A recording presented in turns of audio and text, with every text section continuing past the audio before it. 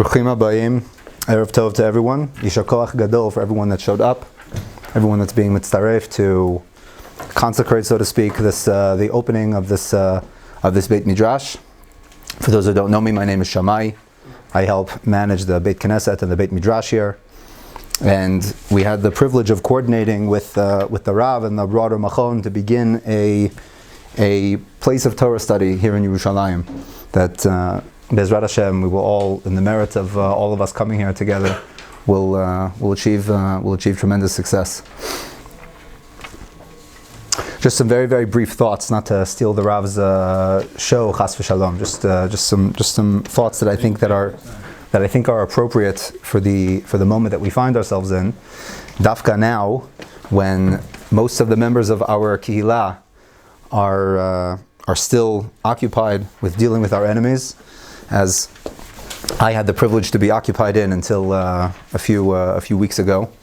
Dafka now at this time, where the Kihila is taking on the project of beginning a new enterprise in the middle of Yerushalayim. There's something very, very distinct in the air that we're experiencing now in this time. There's a tremendous amount of chaos and instability and lack of clarity in terms of what the next day will bring, what the next steps are going to be, what they should be. Perhaps we have a little bit more clarity, but what is going to be is less clear. We're now going into the Tkufa of Adar. And the Tkufa of Adar obviously is characterized by the Nisim v'Niflaot that the Jewish people experienced. Right? Another time in history where we had to deal with the onslaught of Amalek and the miracles that we experienced there.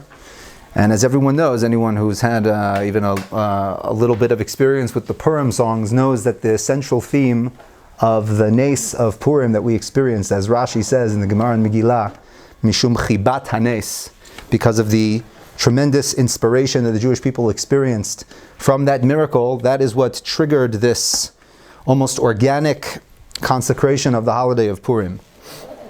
And what characterizes this miracle is the theme of Ma'apecha, the Na'afochu. This is a theme that's emphasized more than once in the Megillah, that there was this experience of switching around. Things were switched from one state of being to another.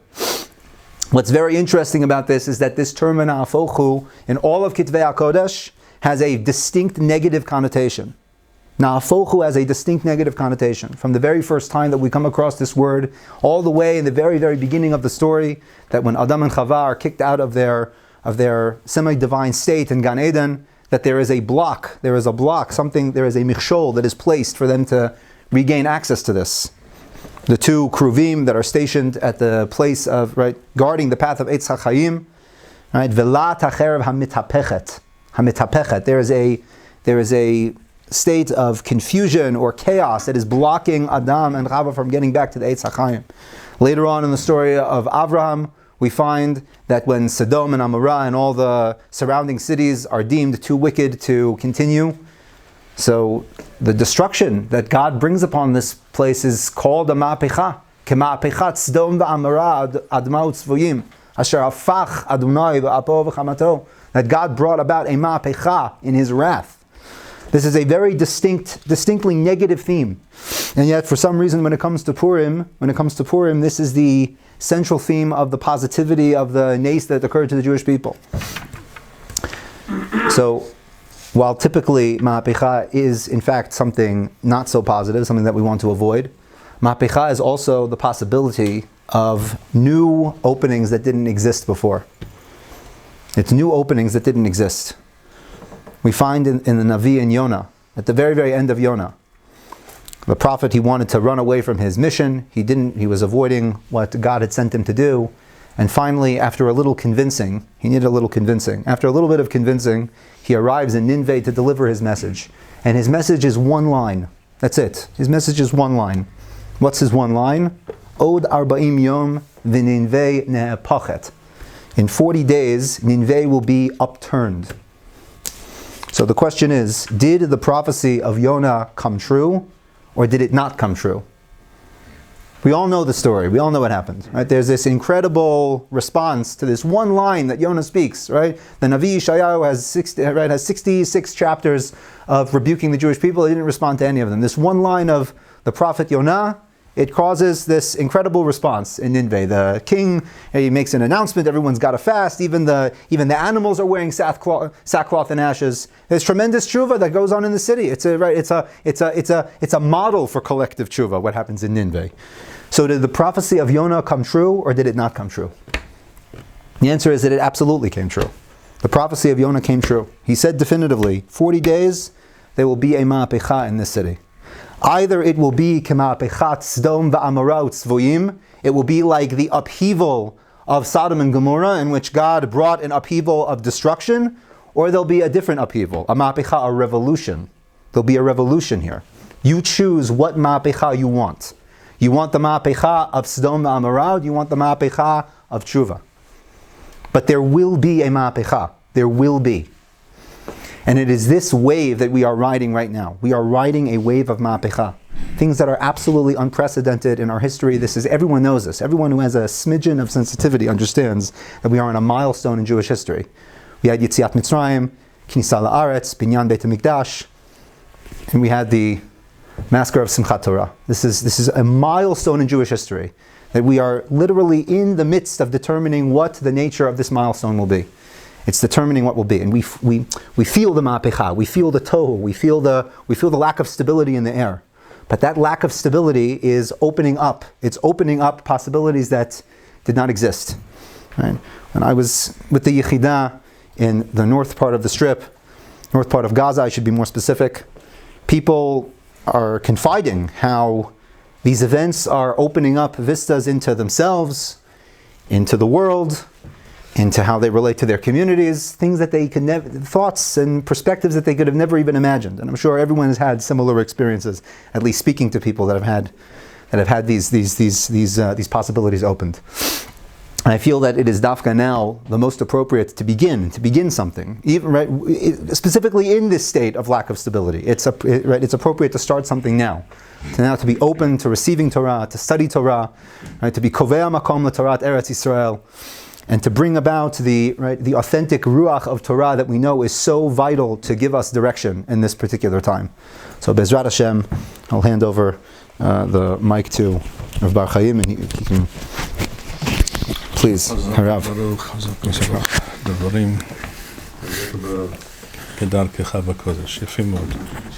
Shalom Aleichem.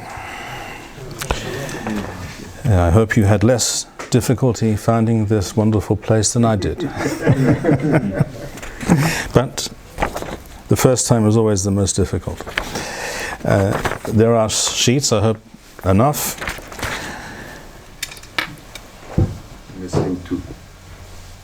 The Talmud, the Masechet Bava Batra, in the Bavli, states that Miswat Pidyon Shevuyim is a Miswa Rabbah. There the Talmud relates that a certain queen, a non-Jewish queen, but a very righteous woman, had a sum of money and she wanted to give it to Rav Yosef, a great Chacham that she knew in Bavel. And Ofra Hormiz was her name. And she said to him, I'm giving you this money, a large sum of money, to do with it a miswa rabbah, a great miswa. And it's up to you what you do with it. So Rav Yosef began to ask himself and ask others as well. He took advice from Abaye and asked him, what's a miswa rabbah? The maskana of the Talmud is that Pidyon Shuvuyim is a miswa rabbah, a very special and outstanding, unique miswa. And Rambam, of course, as usual, Kedarko, quotes this expression from the Talmud. It's not in front of you in the source sheet, but I'll read it to you. He uses exactly that terminology.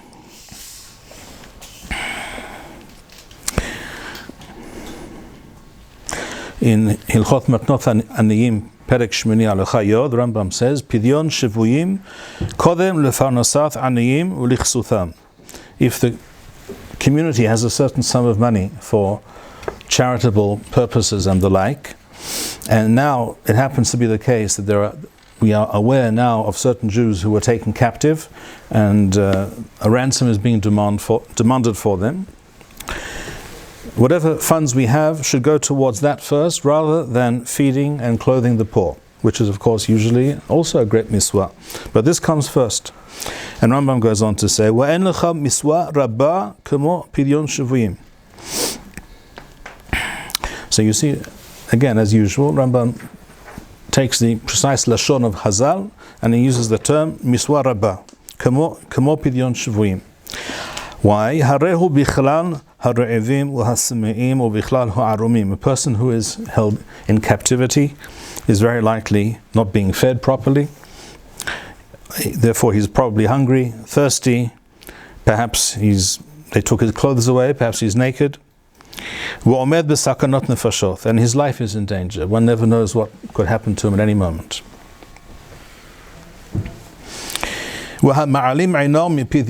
And he who chooses to ignore this reality, this fact, that this Jew needs to be redeemed, you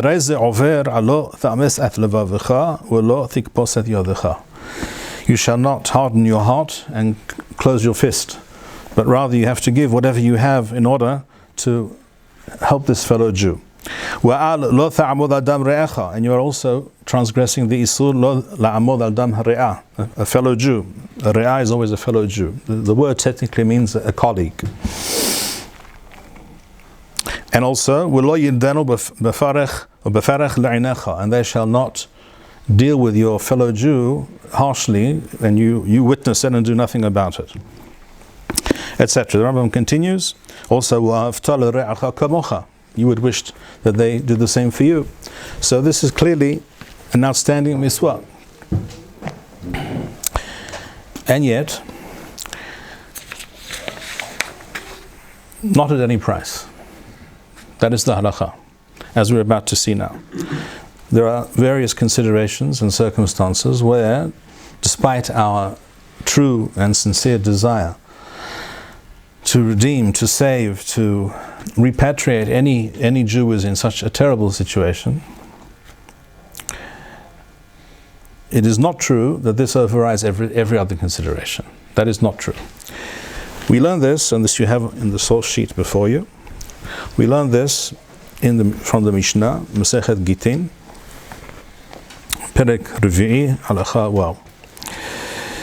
En podim et hashivuyim yather al demehem mipnei tikun ha'olam. One does not redeem Jewish captives yather al demehem, more than their worth, more than the market rate, mipnei tikun ha'olam, because of takana of the Chachamim, in order to negotiate successfully and deal with various realities, including very difficult and harsh and cruel realities. In order to do so correctly, the Chachamim made a takana, and that is that you do not overpay for shivuyim.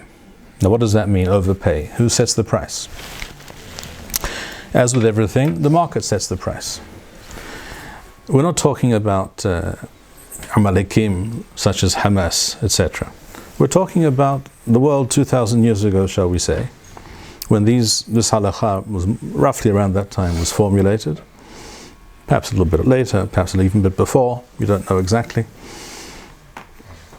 At that time, in many parts of the world, this was a phenomenon throughout the world, but certainly in this part of the world, in the Mediterranean, in the Middle East,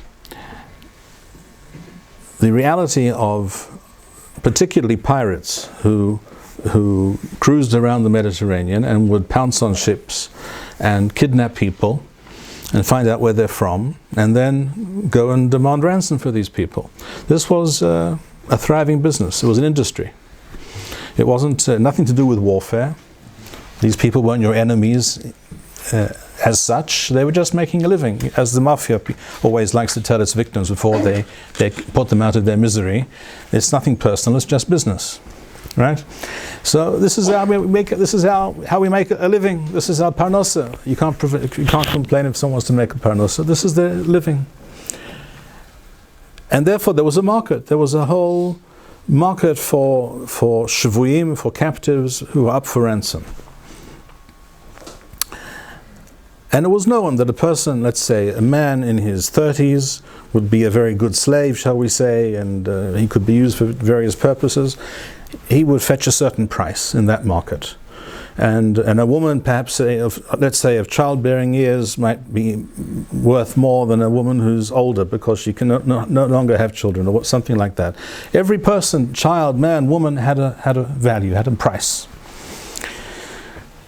So this halakha, this Mishnah states that if a Jewish community becomes aware in its area, in its vicinity, there are these kidnappers, pirates, what have you, and they come along and they say, we understand you're Jews, right? We have a Jew that we kidnapped on the high seas.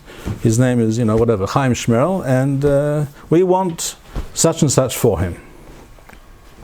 If the price they are demanding for him is the going rate, and we have the means to pay it, then we must do it. But let's say the going rate is 100 pieces of silver, and they're demanding 300 pieces of silver, then we say to them, no deal, no dice.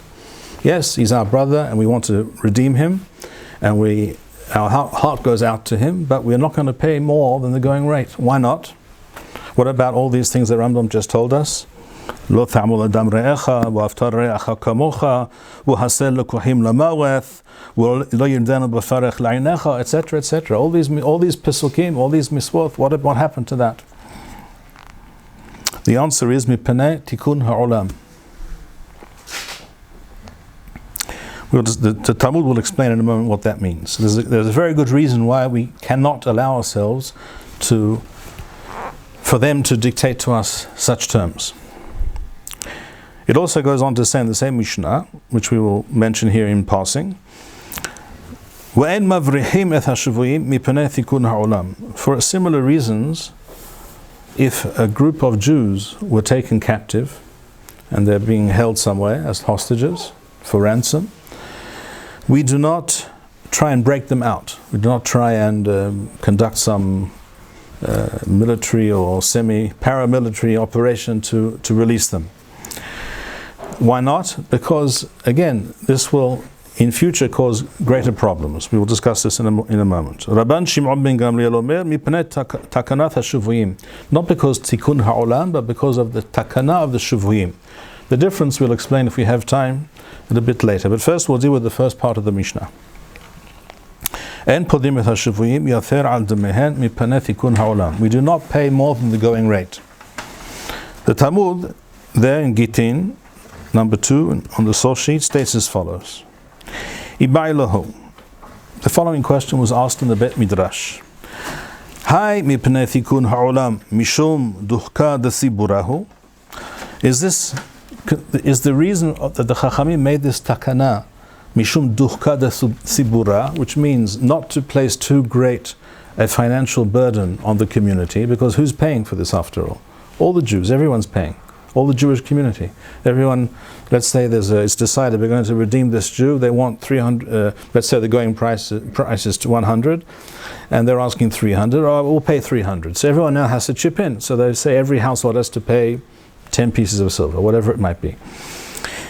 But if we go along with whatever price they choose to demand, then we'll turn the Jewish community into a bunch of paupers. They'll have nothing to survive on themselves. They'll turn themselves into a kind of shavui, into a kind of misken, and that's unreasonable. That's not tenable. So is it because of duhka desibura? In other words, we're looking out for the Jewish community in its entirety. And as Rashi explains at the bottom of the page, mipnei duhka desiburahu en lanu lidhok hasibur. because of these shivuyim, these captives, we are not going to turn the entire Jewish community, all the Jews in this area, into people who cannot feed their children and not buy shoes for their children and not send them to school. We're not going to do that. In other words, there's a limit to what you can demand of other Jews in order to save this Jew. So that's one possibility. The Chachamim made this takana in order that the Jews not be extorted for higher and higher sums of money, which eventually will leave them broke. And that's irrational. This doesn't. You can't conduct yourself in such a fashion. Or Dilma, the other possibility the Talmud states, the second line, Mishum de la nigrevu v'laythut tefeh. The Girsa of the Aruch is de la nigrevu v'laythet tefeh, which means lest we encourage them to take more captives, more Jewish captives. In other words, if they see that normal people, that is, some other nations, Goyim, Romans, Greeks, whoever it may be in this part of the world, in the Mediterranean, if you tell them we have a Roman captive, they'll pay the going price, but they won't pay anything beyond the going price. But these Jews, because they have this special connection between themselves, they have this arvuth between them, they consider themselves responsible one for the other. Whatever you ask of them, they'll pay. What will the result of that be? It's obviously a much better business model to capture Jews and not non-Jews, because the Jews will pay whatever you ask. And only a fool would go along with such things, would acquiesce to such an arrangement. So the Talmud asks, what was the reason for this takana? Was it in order to not cause the Jewish community to itself become impecunious, without funds, without money, because they'll be bled dry by these people, or in order not to encourage these evil, nasty people, and no one's denying that they're evil and cruel and nasty, and they're all hayavim mitha, because they're stealing. To steal even a small amount of money is asur for any ben noach. To steal a nefesh, gonev nefashot, is much more serious. So all these people are hayavim mitha, but apparently you can't do that right now. You're not in a position to do that. So what can you do? You can pay. But there's a limit to how much you pay. So is this limit because of causing the Jewish community to become impecunious, and the Jews, all the Jews will become paupers? Or is it in order not to encourage these people to go after more Jews? Because then you'll just have more Jews you'll have to redeem. And you'll just guarantee a vicious cycle. The Talmud states, Ta Shema. We have the following example. Rabbi Bar Darga, that was his name. Pirka Livrate or Levarte. The Temanim read it Livrate. Bithlesar alfe dinare zahav. His daughter was taken captive, and he redeemed her with 13,000 pieces of golden dinarim. A huge sum. So what might you learn from that? The Talmud is suggesting, if he behaved in such a way, apparently it's okay. If you have the money, then you can go ahead and do that. So you're not placing the burden on the community. You yourself are very wealthy, and you're willing to pay such a ransom. And you say to the community, I don't need your help, thank you very much. I'll take care of it. And if we can learn if we can make this assumption based on what he did, that he paid this huge amount, then we can conclude that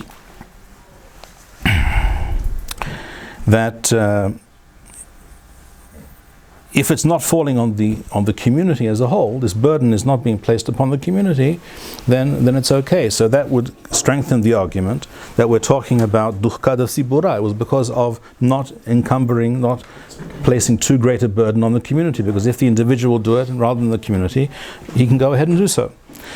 But the Talmud says that's no proof at all. Amar Abaye, uman lemalan divruson hachamim avad. Who's to say that he did so in accordance with the opinion and the instructions and the acquiescence of the Chachamim? Perhaps he went off and did it off his own bat because he figured, I have the money, it's my daughter, and I'll do it. Whatever I want to do, I'll do. And therefore there's no proof in that case from what he did, because perhaps had he asked the Chachamim, they would have said to him, no, you can't do this. Why not? Because yes, you may be saving your daughter, and we understand why you want to save your daughter from these people, but you are responsible for other Jews as well. What you do may have a very, very far-reaching and deleterious effect on all other Jews in this area and other areas. If the word gets out that Jews will pay astronomical sums for captives, then you yourself are causing these future incidents to occur, and that's something you cannot do, even if it is your daughter. And this the Talmud refers to as Shilo Birson Hachamim. Take note. What does the Talmud say? It says, what does that Bayeh say? Who's to say that he did this Birson Hachamim according to the understanding and the advice of the Chachamim? Or perhaps he acted against their advice.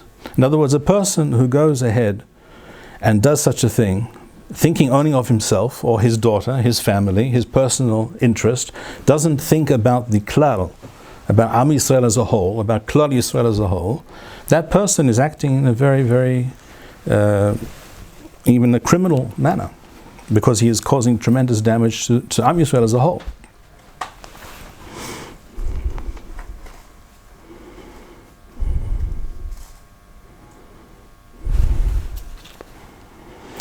Rashi explains, if we look at the bottom of the page, Rashi explains, the other side of the argument was, perhaps it's because of the consideration is not to encourage these people to capture more other Jews, more Jewish captives, because they see that any amount will be paid. Rashi says, because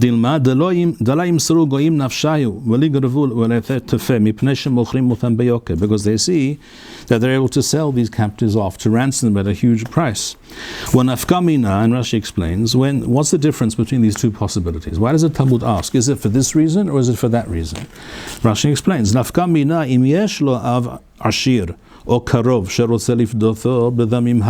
if this particular captive Jew has a very wealthy father or a wealthy relative who is willing to put out whatever it takes to redeem him, and will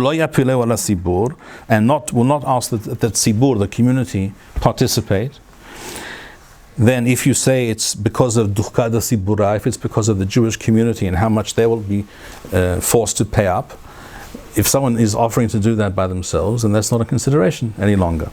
But if it's so as not to encourage the Goyim to specifically focus on Jews, because they will always pay whatever you demand, then it doesn't matter how rich the father might be. Because we're not talking about this particular person only, we're talking about all future Jewish captives.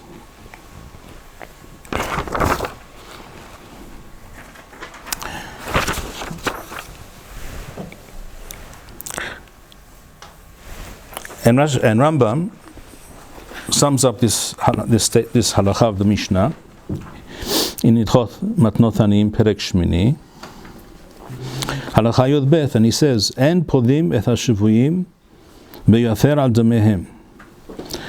Jewish captives are not to be redeemed at above the going rate. Mipnei tikun ha'olam. Why? Shelo yu ha'oyevim rodefim acharehem lishbotam. So as not to give more incentive to the evildoers. Rambam uses the term oyevim, but we're not talking about a war situation as we discussed. He's talking about evil people who will do whatever takes their fancy in order to make a dollar. So that these people will not go after Jews even with greater enthusiasm and with greater efficiency.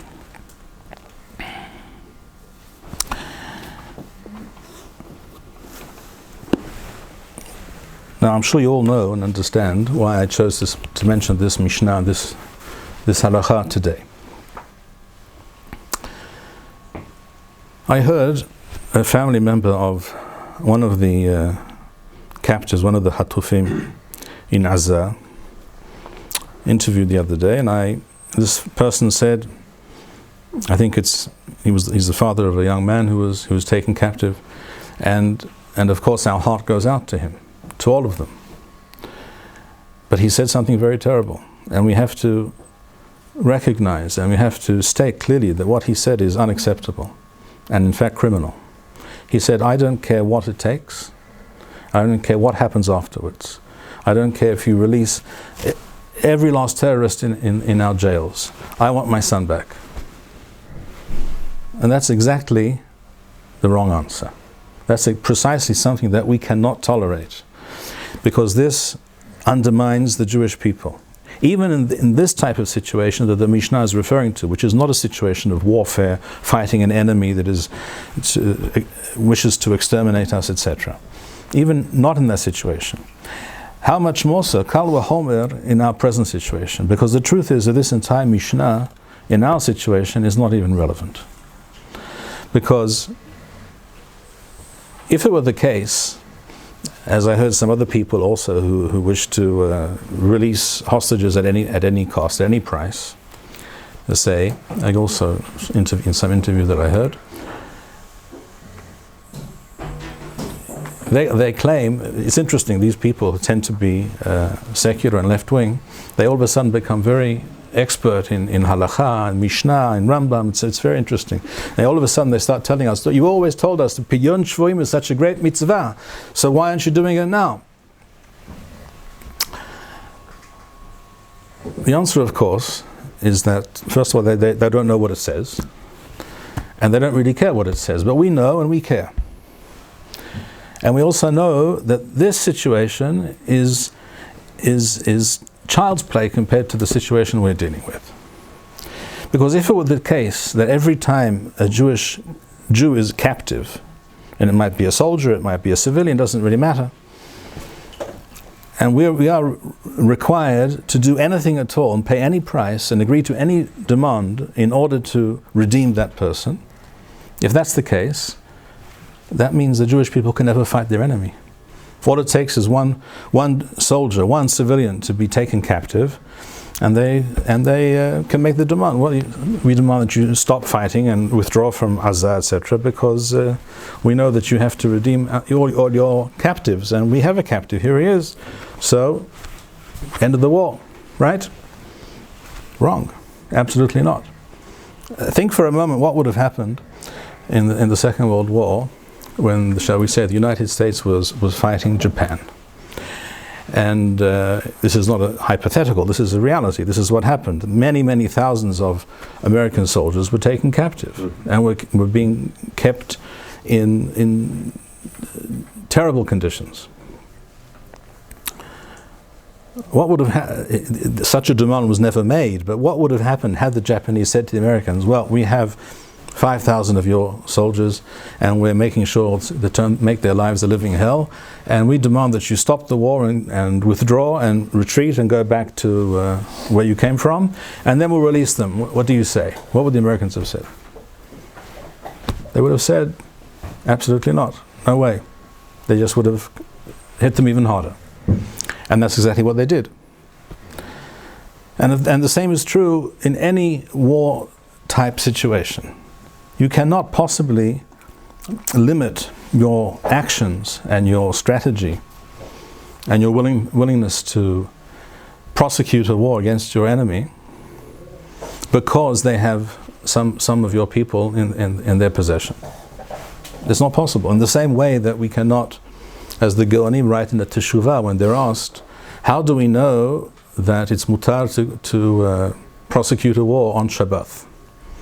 So the Talmud discusses this a little bit as well, but the Geonim make a very simple point. They say, imagine in the time of David HaMelech, if it would have had it been known to all the enemies of the Jewish people at that time that all you have to do is wait for Shabbat and attack on Shabbat, well then, and you've won, because they can't fight on Shabbat. They have to wait till Motzei Shabbat, maybe till Zman Rabbeinu Tam, and then they'll start fighting you.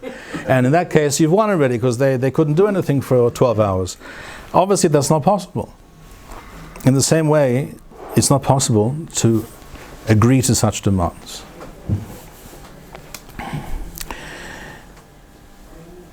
And if we think more deeply about this Mishnah, this halakha, not paying more than the going rate, even in that type of situation, which was not a situation of warfare, it wasn't Amalekim, these were just regular, common garden type pirates and kidnappers.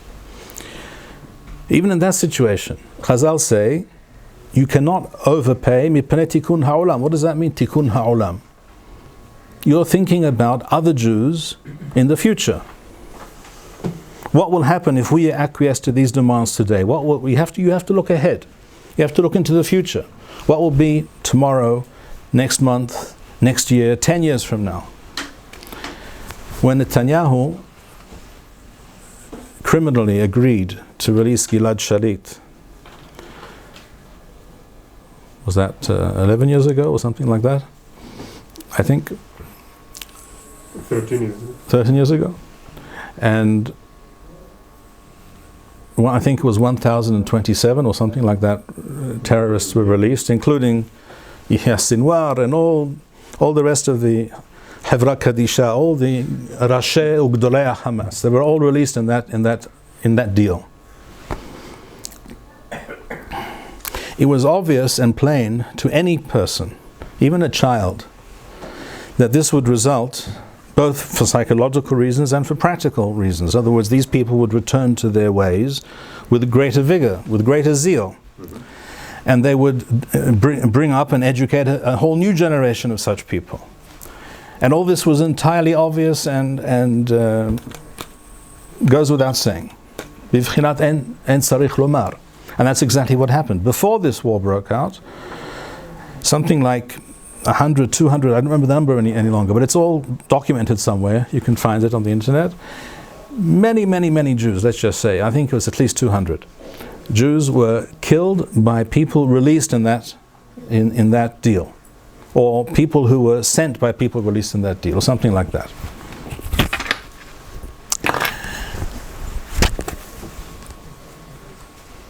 So we see with our own eyes the results of such populist and vacuous thinking or lack of thinking on the part of someone like Netanyahu at that time, which at that time he did it clearly for purely populist reasons. In other words, just to gain popularity, because all the left-wingers in Tel Aviv were busy plastering the Ayalon with huge advertisements about releasing Shalit, and he wanted to get them off his back, and that's what he agreed to do.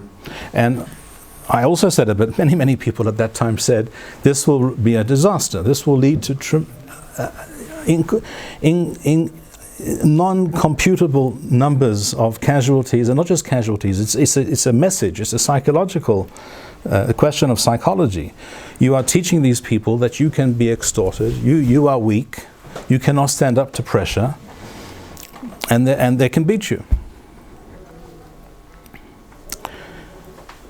So what is the underlying principle of this Mishnah? Mipnei tikun ha'olam. Even though we have the money to pay for this particular captive, we won't do it. What they're asking, what they're demanding, we won't do. So as not to cause future damage to the Jewish people as a whole. Why do we think in those terms? Why is that individual now who's before us, who's in captivity, who's hungry and thirsty, as Rambam said, they're revim and smeim, and their lives are in danger? Why do we not think about that person right now and put everything else aside? What will be, will be. No. Because the Jewish people is like a living organism. Every human being is an organism, and every human being is made up of, I don't remember the figure right now, is it billions or trillions of cells? I think it's trillions.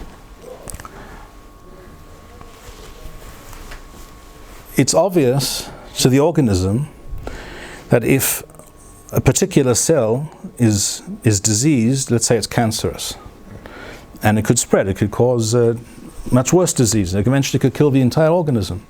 The body has its own way of dealing with such things, and as long as the person's reasonably healthy, the body deals with these things successfully. It has killer cells which it sends to kill those sick cells, those cancerous cells, or those degenerate cells, so that it will not cause further harm to the entire organism. Because the cell has no real value or importance when compared to the entire organism. The same is true of the Jewish people. The Jewish people is one organism. Klal Yisrael is one living organism. Klal Yisrael is also not just the living organism of the Jewish people, the historical entity of the Jewish people in this particular generation. Klal Yisrael is all of the generations of all of Am Yisrael for all time, from Avraham Avinu until the end of time. That is Klal Yisrael. And Mipnei Tikkun Ha'olam means that we take into account all of Klal Yisrael today, tomorrow, next generation, and 5 generations and 10 generations down the road. And if a terrible decision has to be made not to pay an outrageous amount of ransom beyond the normal rate, in order to maintain that policy of looking out for Klal Yisrael for all time in all situations, now and in the future, then that terrible, tragic decision has to be made. Just as if a doctor says to a person, look, you've been injured in such and such a way, or you're ill, your leg is diseased, we can either amputate this leg and save you, or you will die, it will kill you. We all know what the correct answer is. It's a terrible thing to have to say for that person to say to the doctor, okay, go ahead, do it. If that's the situation, I want you to amputate. No one would wish to be in that situation, but that is the correct response if you are in that situation, because the leg is less important than the person. The cell is less important than the organism, than the body. And the individual is always less important, vastly less important than Klal Yisrael as a whole. And that is why we are able to send soldiers into battle. For that reason, and only for that reason. How can you say to a young man, a 19-year-old man, a 39-year-old man, maybe with a family, how can you say to him, you were trained to be a soldier, now we're at war, come over here, here's the Tzav Shmona, get yourself into uniform, grab your gear, and we're going to war. And we all know this. Not everyone's going to come back in one piece or at all. How can you say that to anyone? The normal biological response or line of thinking is that the organism, individual organism, looks after itself. Every person wants to protect their own life, their own well-being, or perhaps their family's well-being. But here you're telling the soldier, don't go, you're not fighting for yourself, you're not fighting for your family, for them as well, and for yourself as well, but you're fighting for the entire Jewish people. How can you say that to such a person? If the ultimate value in our eyes is the individual human life. You cannot. All warfare is based on this principle. And that's exactly why the United States has not won a single war since Korea. In fact, even Korea was a stalemate since the Second World War. Because as of the 1960s, in other words, from Vietnam onwards, there was a cultural revolution in the United States. And the individual became the focus of everything. In the Second World War, the US was attacked by Japan, and then Germany declared war on the US as well. So the United States officially declared war on both of those countries and went to war. People were lining up, queuing up to join the army. You can find true stories about people, about men who were rejected for medical reasons and were not accepted by the army, who committed suicide because they couldn't bear the shame that they were not going to fight. People wanted to fight because they considered the fact that they belonged to a nation, to a country that was under attack. It was also a question of their national honor and their personal honor, perhaps, and their safety, and all of these things together. Their identification with a nation and with a certain cause was above the instinctive biological reaction of looking out for oneself. And as long as that was the case, the United States could win a war. In Korea, things had not really changed that much yet in the 50s, but they weren't really willing to prosecute the war all the way, so they fought the Chinese and the Koreans to a standstill. They drew a line at the 38th parallel, and they said, all right, so you'll have North Korea and South Korea, and we'll leave it at that. But the next decade, when they began to fight in Vietnam, 60s, early 70s, Le Minh Nam, that didn't work any longer. Because there were too many Americans who said, why should I go and fight in the jungles of Vietnam? I'm concerned about myself more than I am about America's foreign policy or this or that consideration. I don't want to do it. And that's why they lost the war. And the same can be said about Afghanistan and about Iraq and you name it. The US is now a serial loser of wars. Biggest military in the world. The defense budget of the United States is larger than the next 13 countries after it put together. But they can't win a war. Why not? All the missiles and planes and ships and submarines, you name it, everything. Can't win a war. Because there is no national will. There is no clarity of vision. And there is no purpose. There is no conception of national purpose and direction. When that is the case, then there's no will, no national will. And without national will, you cannot win a war. And that is why I heard about a certain soldier that I heard about, who was in Gaza for a long time, for months. When he came home, one of his chufshot, one of his brief respites at home, his mother asked him, "What's the first thing you're going to do when you come home?" So the first thing I'm going to do when I come home is I'm going to place a picture of the Bet Mikdash on the wall in our living room. And she said, "Why?" She said, "Because in every single house in Gaza that I entered, there was a picture of Al-Aqsa, or actually the Golden Dome, as they call it, which is Machon Mikdash, on the wall."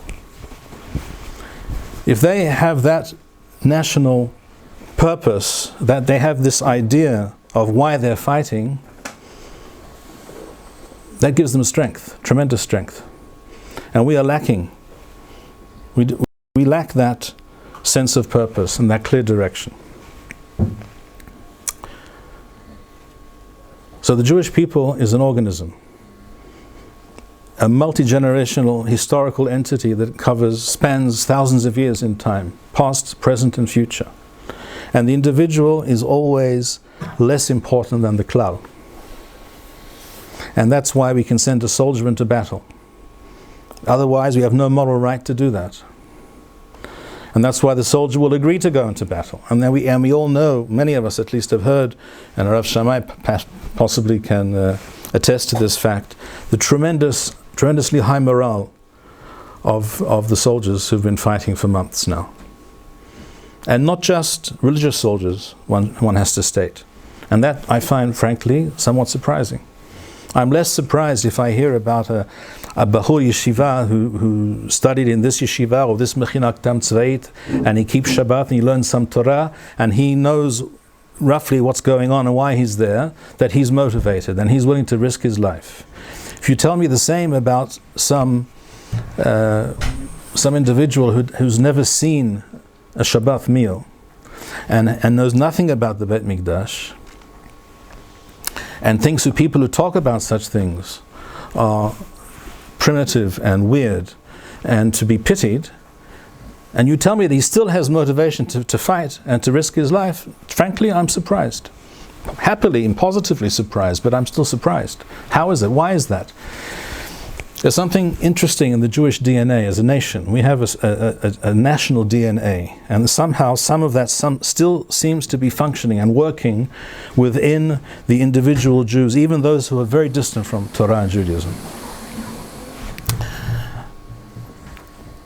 Because without that, you can't explain why so many irreligious soldiers who have never kept a single miswah in their lives are asking, begging for a pair of tzitzit to wear.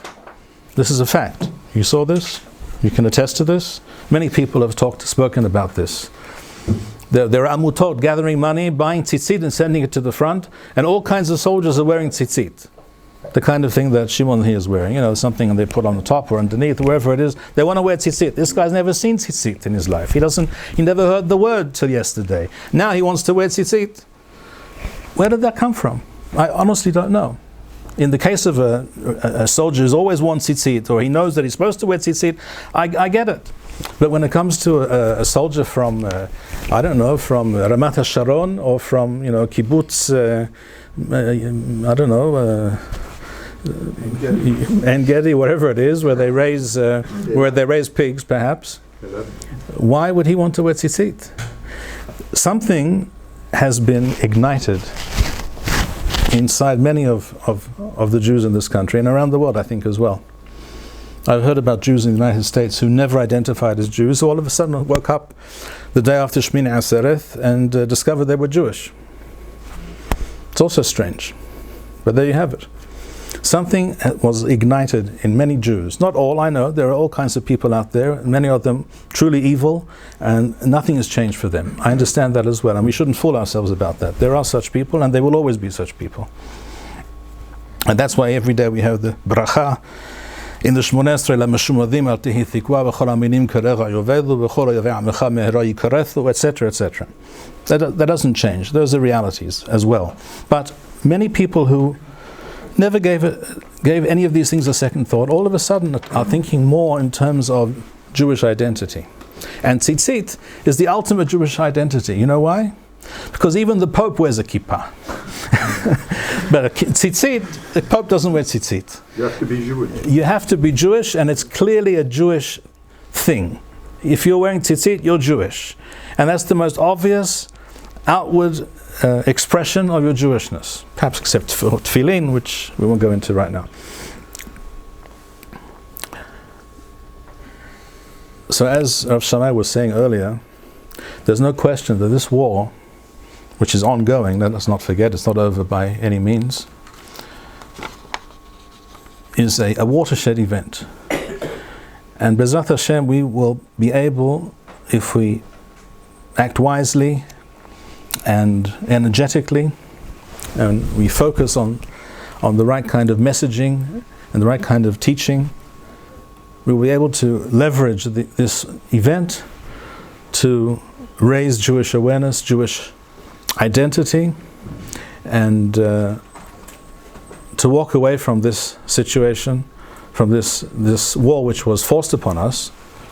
It shouldn't be forced upon us. It's forced upon us because we chose not to do anything. We should not be always on the defensive. Our enemy should be on the defensive. We should be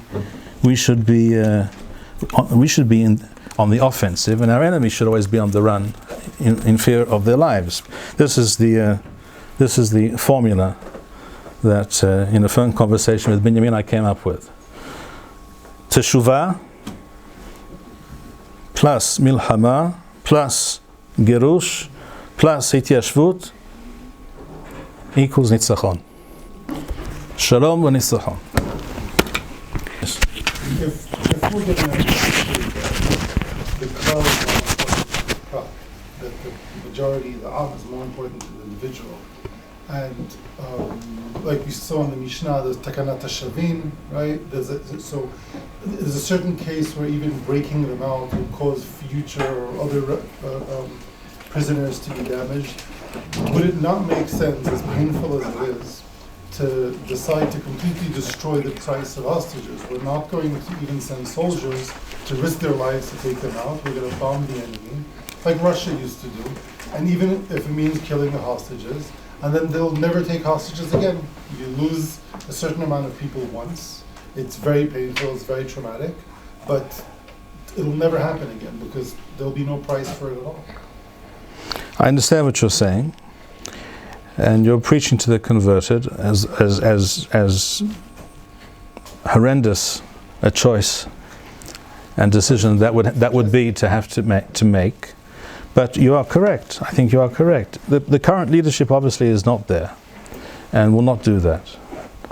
And a majority of the nation would not understand such a thing, and that also perhaps is a reason not to do so. But from the very first day of the war, I said, and I repeat, and this is obvious to anybody, should be obvious to anybody, we have to fight and prosecute the war as if there are no hostages. Hostages right now are not something we discuss. We want to hopefully release all of them if we can. But that's not the aim of the war. The aim of the war is to defeat the enemy and destroy the enemy. That is the only aim that the government should have defined for the military. I'm not going to go here into a whole tirade about what's wrong with the army and what's wrong with the political echelon, etc., etc. A great deal is wrong with all of these institutions and all of these individuals. On the very first day of the war, or the second day, the day after Shmini Atzeret, 2 senior officers should have been fired. The head of military intelligence, Aaron Haliwa, who was much too busy with his girlfriend in a hotel in Eilat to bother with the phone calls he received at night before the attack, and the head of Southern Command, Finkelman. Both of these people knew that something was about to happen. Others also knew, but those 2 knew for a fact. We know this today. And they said, "Don't worry about it. It'll be fine." Those people should have been got rid of the first day. There are many others also have to go, but that should have been the first response. The fact that we have a prime minister who doesn't do such things, that's part of the problem as well. But again, I'm not going to go down that road now. That's a long and almost endless discussion.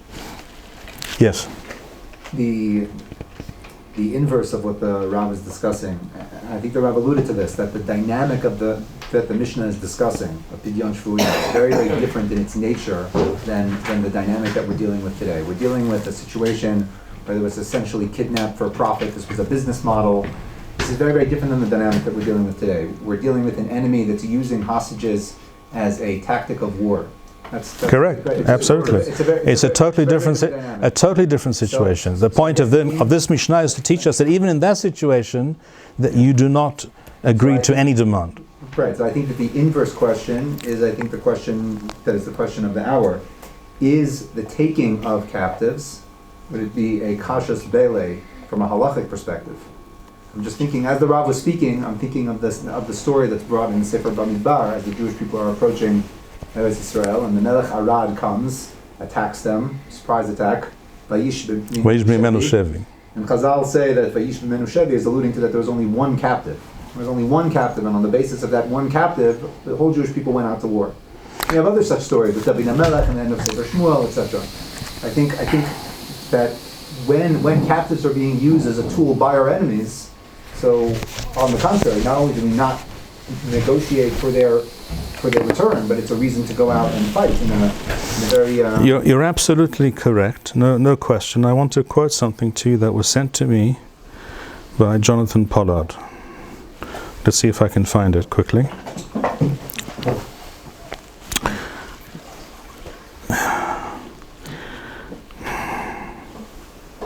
I think it was sent to me by him. I have to find it if it's here. And if not, I'll give you the gist of it as I recall. No, I'm sorry. It wasn't sent to me by Jonathan. It was sent by someone else. I remember now by who it was. Rook.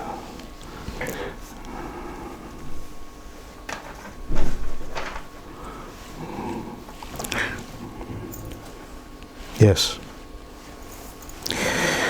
This was sent to me by Talmid Chachamim, Talmid of mine by the name of Yedidia Brook. This is an article appeared in the Los Angeles Times, the 16th of January 1986. The headline is written by Benjamin Zicher, Z-Y-C-H-E-R. Sounds Jewish. Again, the 16th of January 1986, appeared in the Los Angeles Times. The title is KGB Brutality, in inverted commas, Saves Lives. Our humanity would lose. And he relates the following. This was the early days of Hezbollah in the 1980s. The Hezbollah took they kidnapped 3 Soviet diplomats, he writes here, in Beirut. The KG, so they were 3 Russian diplomats were captured, kidnapped by Hezbollah in the early days of Hezbollah. What did Russia do in response? What did the KGB do in response? Forgive the graphic description, but this is what it says here. The KGB last year secured the release of 3 kidnapped Soviet diplomats in Beirut by castrating a relative of a radical Lebanese Shia Muslim leader who's in charge of the Hezbollah, a relative of his, sending him the severed organs and then shooting the relative in the head. That's what they did. The organs were sent to the Hezbollah leader with a warning that he would lose other relatives in a similar fashion if the 3 remaining Soviet diplomats were not immediately released. They were quickly freed. Now, the United States would not have done such a thing, the article goes on to point out. In which case were more lives saved by all kinds of humanitarian surgical strikes against this target, against that target, which don't bother them anyhow because they don't care about their people being killed or blown up or what have you. And then hand-wringing about collateral damage and all this kind of nonsense, or that kind of response.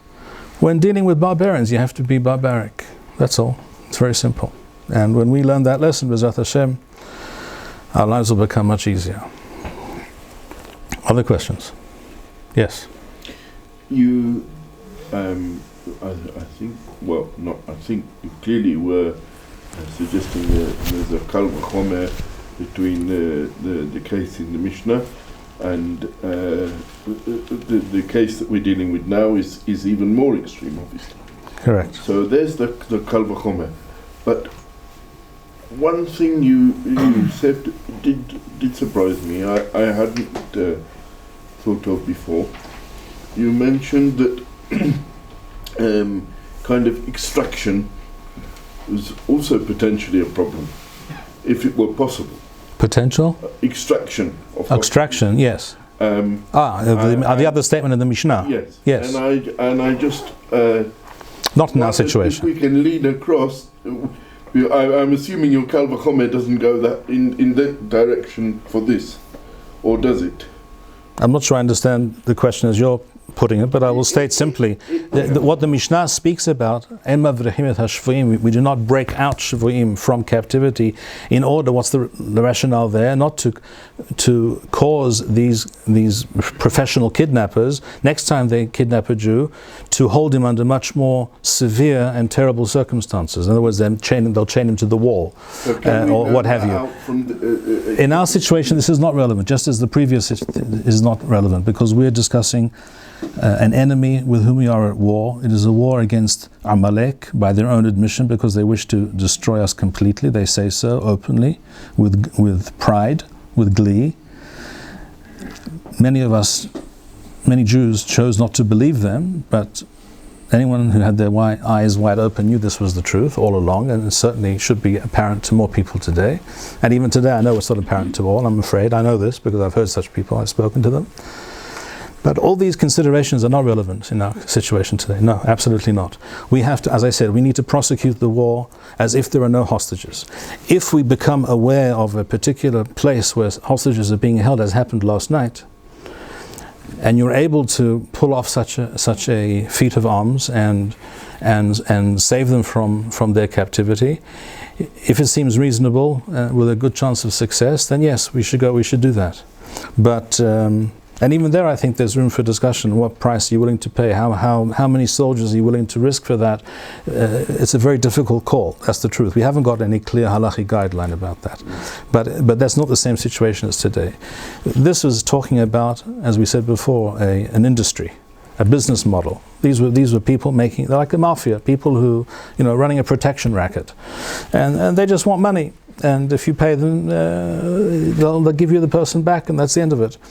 And we have to think about future Jewish captives and the Jewish community and the impact of our decisions today on the future. Here we're talking about a war. When the issue at hand is war, nothing else is to be discussed. Just one thing and one thing only: destroy the enemy. La shmid, la rog, ula bed. Et kol mvakshei nafshenu, without any exception, down to the last. Yes. If I could interject from what the Rav said, in the same way that we're dealing with now a situation in which the hostages are a tool of war being used against us. So in the same fashion, rescuing the hostages, if we have the opportunity to do so, as took place last night, is also a strategic move on our part, for many reasons. But one of the most important reasons is that it demonstrates both to us, our side, and to them, that they're not completely infallible in that area, that we're able to penetrate their defenses, that we have intelligence on them. These are very, very important considerations. This is already getting into the weeds a little bit in terms of how we evaluate strategy and tactics, etc. But I can say unequivocally, just from my experiences, that these are very, very important considerations to demonstrate to the enemy that we know where they are, we can find them if we want to, and we have the capability of pulling off such a thing. Absolutely, it's a great blow to them. It's very, very important. It's a military operation to the fullest degree. Right? In the same way that we identify a house where terrorists are in, we're able to identify it and then we're able to destroy it. Same way that we're able to identify where hostages are being held and pull off an operation like this and pull them out. It's a military operation. And Baruch Hashem, it was very successful and sent a very, very powerful message, both to us and to them. And it goes without saying that we would not have been able to pull off such an operation last night, and then the special forces involved are top-notch and literally world-class, first in the class when it comes to this kind of operation, the Amam. We could not possibly have done that without intelligence. The intelligence came from interrogating captured, and I call them enemy soldiers. You call them Hamasnikim, you call them terrorists, call them what you like. I don't accept the word terror. I don't know what terror is. I know what war is. When you're fighting a war against an implacable enemy, you do everything necessary to win. As the British and the Americans did against the Germans and the Japanese. Exactly the same thing. It wasn't terrorism when they dropped the atomic bomb on Hiroshima. It was warfare. And so just one second. Without first prosecuting the war and killing thousands upon thousands of their fighting men and capturing thousands of them and interrogating them, you wouldn't have known where they were being held. There's no question about that as well. So the warfare that preceded this rescue operation was a prerequisite. Yes? I'm struggling how we should view not to brush them all with the same paint, with the families of hostages who allowed themselves to be weaponized basically against us. I went to the other street to talk to one of the relatives who were demonstrating there, and I did it mainly with the purpose to improve my Hebrew, but I was really astonished when I asked them, what do you want government to do? She said, I want them to do everything which Hamas wants. There you go. And I understand if they would... Because she has no national...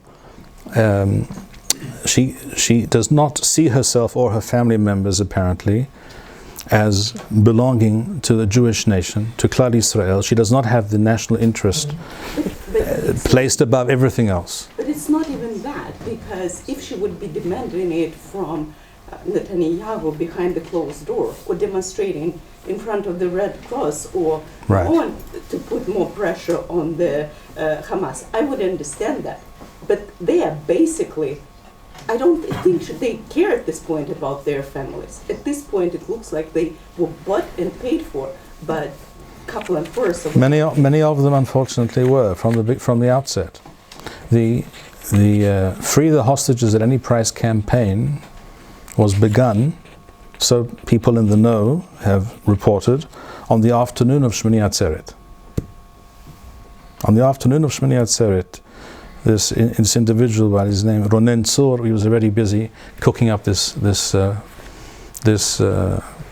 campaign, which for many of these people has something to do with hostages, yes, but it's first and foremost a political campaign to bring down Netanyahu. In other words, they just pivoted from judicial reform, so-called, as if that such a thing was about to happen, and they pivoted to hostages. It's all about bringing down Netanyahu and the Datim Lumiyim and the Haredim, it's all the people with Jewish identity. They cannot bear people like ourselves who live by Jewish identity. They just can't bear it.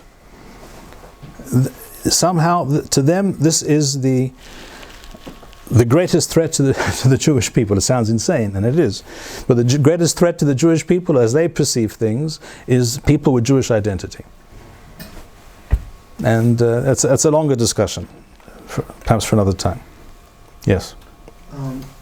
From the Talmud that was mentioned before, it seemed that there was no definitive conclusion as to what the Tikkun HaOlam was that was being referred to in the Mishnah. Are we supposed to understand from there that both reasons are true? That both Duhqa, the Sibura, and the La Ligribu Walaythu Tefe both apply? Halakha Ma'aseh, both are correct, yes. In other words, either or, whichever, both are correct and relevant. That is the case. And that's why Rambam, for example, did not. He leans more to the second, which is actually being more mahmir, because it's talking about, if anything, you're talking about safek nefashot lahmir. So Rambam's lashon is shelo yu hayoivim rodefim achreihem lishbotham. So that it seems for the lashon of the Rambam he leans more towards that, but the Talmud is not explicit about that. Tov, I think perhaps we should stop here for this evening, and Arvit, what's in Arvit? Ken, Sadiq. Thank you, Rabbi Bar-Hayim. We would like to encourage our viewers to share these videos with friends and send in your responses. We would also like to suggest the following opportunity to our viewers. If you identify with Rabbi Bar-Hayim's message and would like to sponsor or dedicate a video interview with the rabbi in honor or memory of a loved one, if you would like to obtain Birkon Nusach Eretz Yisrael or invite the rabbi for a speaking engagement, please email us at office@machonshilo.org.